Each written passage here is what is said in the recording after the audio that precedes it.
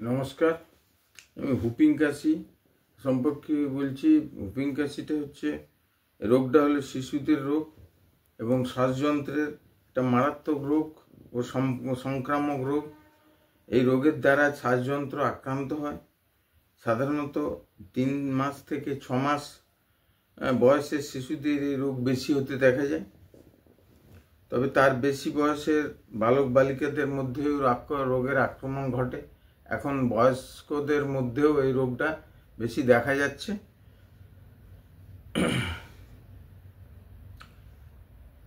এটার কারণ হচ্ছে বার্ডেটেলা পার্টুসিস নামক জীবাণু এই রোগের হচ্ছে কারণ। রোগ সংক্রমণটা এই রোগে আক্রান্ত রোগীর হাঁচি, কাশি প্রভৃতি ইত্যাদির ফলে থুতু ছিটিয়ে পড়ে, অর্থাৎ এটা ড্রপলেট ইনফেকশন হয়। জীবাণু দেহে প্রবেশ করার পর 7 থেকে 14 দিনের মধ্যে রোগ প্রকাশ পায়।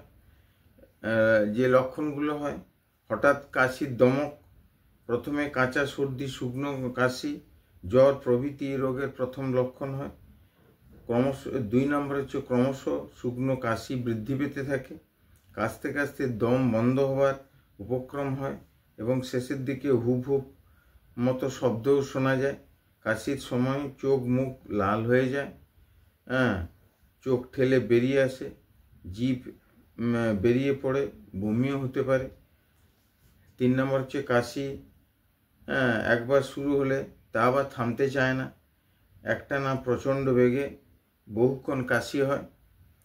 কাশিতে কফ উঠে না, শরীর খুব দুর্বল হয়, ক্ষুধামন্দা দেখা দেয়, রোগী শেষ দিকে শয্যাশায়ী হয়ে পড়ে। এর উপসর্গ: এর ফলে নিউমোনিয়া হয়, খিঁচুনি হয়, চোখের পর্দার নিচে একটা রক্তাভ ভাব দেখা যায় এবং প্রায় কাশিতে মাঝে মাঝে আবার কফ কাশি হতে থাকে। প্রচুর কষ্ট হয়, কাশি চলতেই থাকে। ছোট ছোট শিশুদের ক্ষেত্রে অধিকাংশ সময় কোনো গয়র উঠে না, শুকনো ধরনের কাশি হয়ে থাকে।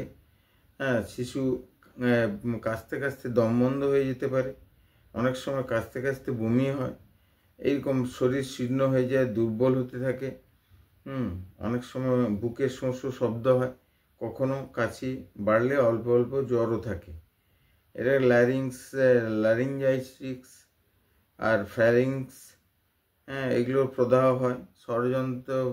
ষড়যন্ত্রটা প্রদাহ হয়। ফ্যারিঞ্জাইটিস, ব্রঙ্কাইটিস, ট্র্যাকাইটিস প্রভৃতি রোগ হতে পারে। তখন জ্বর প্রভৃতি জটিল হওয়ার সৃষ্টি হয়। তার জন্য আমাদের আনুষঙ্গিক যে সমস্ত ব্যবস্থা করতে হবে শিশুদের ক্ষেত্রে, শিশুর স্বাস্থ্য যাতে ভালো থাকে সেদিকে নজর রাখা কর্তব্য। 2 নম্বর, নিয়মিত সারা দিয়ে ভালো করে সর্ষের তেল মাখলে তা ভালো হয়। জ্বর থাকলে তা করা সম্ভব নয়। 3 নম্বর, শীতকালে কড লিভার অয়েল মাখালে তাতে উপকার হয়। 4 নম্বর, তুলসী পাতা, বেলপাতা, গোলমরিচ ও মিশ্রি গরম জলে অনেকক্ষণ সিদ্ধ করে ছেঁকে নিয়ে তা হচ্ছে 2 থেকে 3 চামচ করে রোজ 2-3 বার খাওয়ালে কিছুটা উপকার হয়। অবশ্য হুপিং কাশির চেয়ে